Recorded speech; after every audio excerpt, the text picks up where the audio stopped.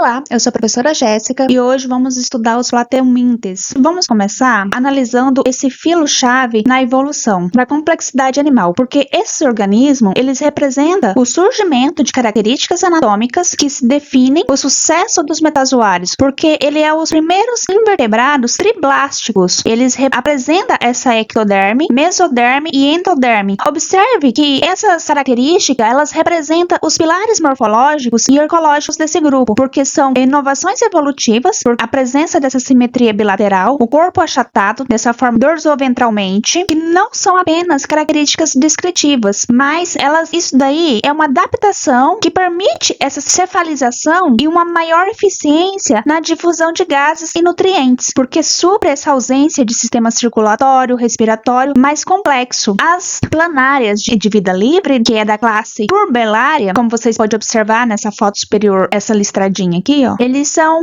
exemplificados, né, pelas essas planárias. Esse organismo, eles possuem um epitélio ciliado e sistema sensorial altamente desenvolvido, como os ocelos. Eles são essenciais para um estudo de regeneração tecidual e plasticidade celular no nosso estudo. Esse filo, ele apresenta essa adaptação parasitária, que é a nossa classe trematoda, que essa foto aí é essa. E aqui a gente começa o início da especialização para o parasitismo, porque morfologicamente a gente observa que a perda de cílios externos e o desenvolvimento das ventosas para fixação, que são características que a gente vai explorar ao discutir a parte da farmacodinâmica dos tratamentos que visam desestabilizar o tegumento desse tipo de verme, e também a questão da adaptação parasitária, que é na classe cestoda, que a gente tem aqui ó, a representante dela aqui, ó, que ela representa o ápice dessa simplificação morfológica em favor da reprodução. Essa sênia, ela apresenta o corpo segmentado nessas proglótides. Para análise farmacológica, esse grupo, ele é de uma extrema relevância devido a essa necessidade de que os fármacos, eles penetrem nesse tecido mais profundo, especialmente no caso quando ocorre neurocisticercose. Essa transição entre vida livre, que nós temos aqui das planárias, e o parasitismo especializado, é o que torna esse grupo um modelo biológico tão rico, porque entender essa estrutura de tegumento e o metabolismo energético desses animais é o primeiro passo para o desenvolvimento das intervenções terapêuticas mais eficazes. Considerando que os plateumintos acelomados e triblásticos, como esse formato achatado do corpo, compensa a ausência de um sistema circulatório, e de que maneira essa característica influencia a velocidade de absorção desses fármacos antirremíticos que atuam em contato, como isso aconteceria? O corpo, esse achatado aí, ele maximiza a relação de superfície e volume. Ele permite a difusão simples, supra essas necessidades metabólicas de todas as células. E no contexto farmacológico e biológico, isso facilita a penetração de agentes terapêuticos por todo esse parênquima do parasita. E isso aumenta a eficácia de drogas que atacam diretamente esse tegumento sincial.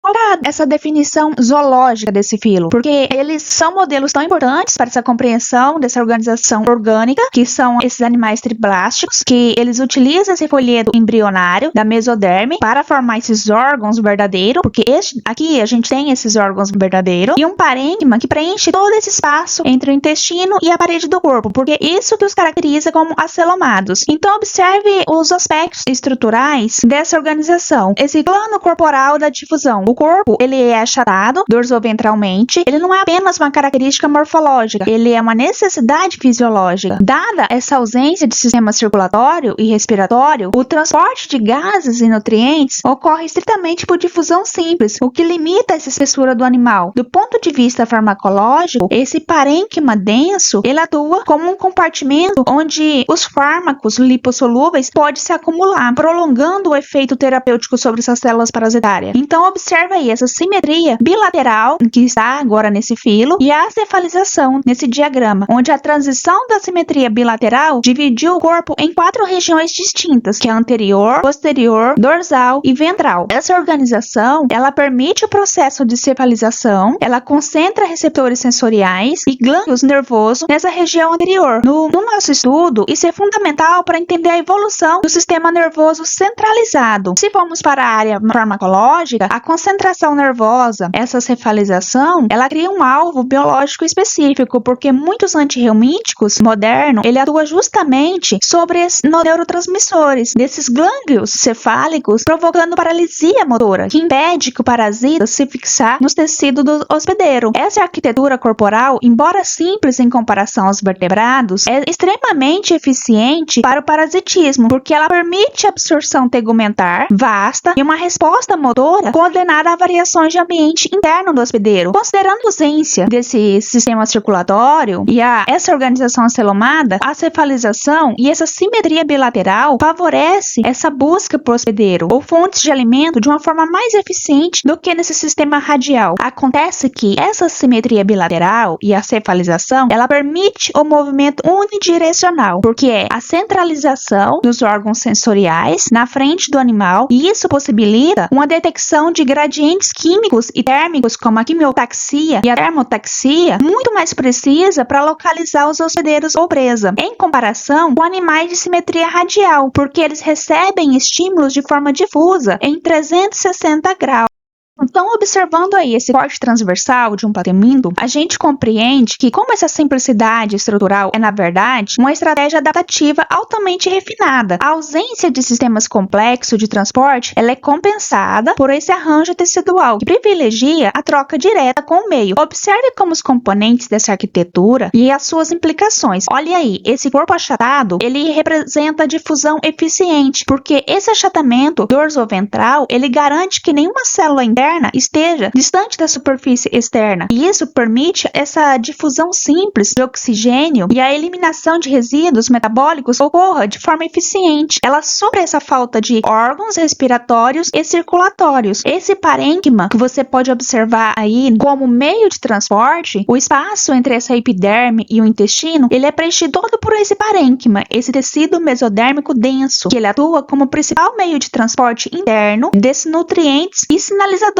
químicos. Para o campo farmacológico, esse parênquima, ele representa um volume de distribuição importante para os fármacos, que necessita de penetração sistêmica no parasita. Ele limita metabolicamente a musculatura. Essa imagem, ela destaca as camadas da musculatura circular, longitudinal e transversal. Essa musculatura, como você pode observar, ela é um alvo direto de fármacos como, por exemplo, é o praziquantel, que é um fármaco que os médicos receitam, né, que o fármaco só pode ser receitada por medicação médica, que ele desregula o influxo do cálcio. Ele causa contração tetânica irreversível nessa fibra. Glândulas mucosas e essas epidermes, está presente aí essa presença dessas glândulas mucosas e essa secreção desse muco, indicadas aí, como você pode observar nessa foto, eles auxiliam na locomoção e na proteção desse tegumento. Em espécie parasita, esse muco e esse tegumento sincicial associado, eles são barreiras bioquímicas fundamentais que o sistema imune do hospedeiro, ele tenta romper. Essa simplicidade morfológica, ela impõe limites ao tamanho do animal, porque ela permite uma economia energética voltada quase inteiramente para o sistema reprodutor, o que explica o sucesso evolutivo dessas espécies, tanto em ambientes aquáticos quanto em hospedeiros. Então vamos nos perguntar se, considerando essa organização da musculatura circular e longitudinal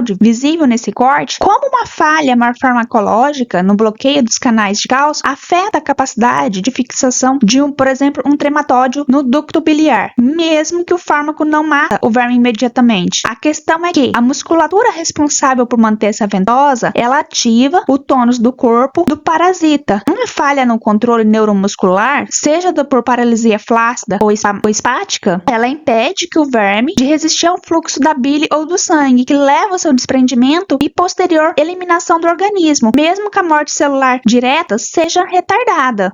Então, ao analisar essa etimologia desse nome, a gente encontra essa síntese funcional do próprio filo, do grego plate, que significa achatado, e helminths, que significa verme. Essa nomenclatura, ela não é apenas descritiva, mas ela aponta essa relação direta entre a forma e a fisiologia que define essa estratégia de sobrevivência desses animais. Observe que esses pontos fundamentais para essa nossa análise biológica e clínica, porque esse plano corporal, ele age como estratégia. Esse formato achatado visível nessa planária marinha colorida, bonita que está aí, é uma resposta evolutiva que maximiza a área da superfície em relação ao volume. Como a gente viu, essa arquitetura é o que permite essa difusão eficiente de gases e nutrientes na ausência de sistemas complexos. O impacto do metabolismo e parasitismo para a biologia avançada, o termo verme achatado descreve um organismo que otimizou o parênquima para o armazenamento do glicogênio. Ele sustenta um metabolismo que pode alternar entre vias aeróbicas e anaeróbicas, depende do ambiente e do hospedeiro. Então, se a gente pegar o ponto de implicações farmacoterapêuticas, a síntese funcional do nome também orienta o manejo terapêutico, porque essa grande área exposta torna esses organismos extremamente vulneráveis a fármacos de contato, porque desestrutura o tegumento, o fármaco que a gente falou anteriormente, o praziquantel, que ele facilita uma penetração rápida e homogênea por todo o corpo do parasita. Portanto, essa etimologia aqui, ela serve como a porta de entrada para a gente entender como a morfologia dita as regras do metabolismo e, consequentemente, nossas estratégias de intervenção. Considerando a etimologia do corpo achatado e essa necessidade de fusão por todo o parênquima, como o aumento exagerado na espessura desse batimento poderia comprometer essa eficácia de um fármaco que dependa exclusivamente dessa absorção tegumentar. Então, a gente tem que observar o seguinte: ocorreria um aumento na espessura, também aumentaria a distância do fármaco, precisaria percorrer por difusão para atingir estruturas centrais desses animais. Como a difusão é eficiente apenas a curta distância, um corpo mais espesso, ele pode criar um gradiente onde as células internas recebem doses subterapêuticas, o que favoreceria a sobrevivência desse parasita ou o desenvolvimento de resistência. Para a gente finalizar essa introdução a esse filo, vamos observar que a arquitetura biológica única, ela sustenta estilos de vida radicalmente distintos. Essa plasticidade do plano corporal é o que permite a transição entre a vida livre e o parasitismo extremo. Vejamos os principais grupos representativos. Nós temos aí a classe tubelária, que são as planárias, a verde e bonita, representa a vida livre, essenciais no nosso estudo, principalmente na questão quando se for estudar regeneração, células-tronco, neoblastos.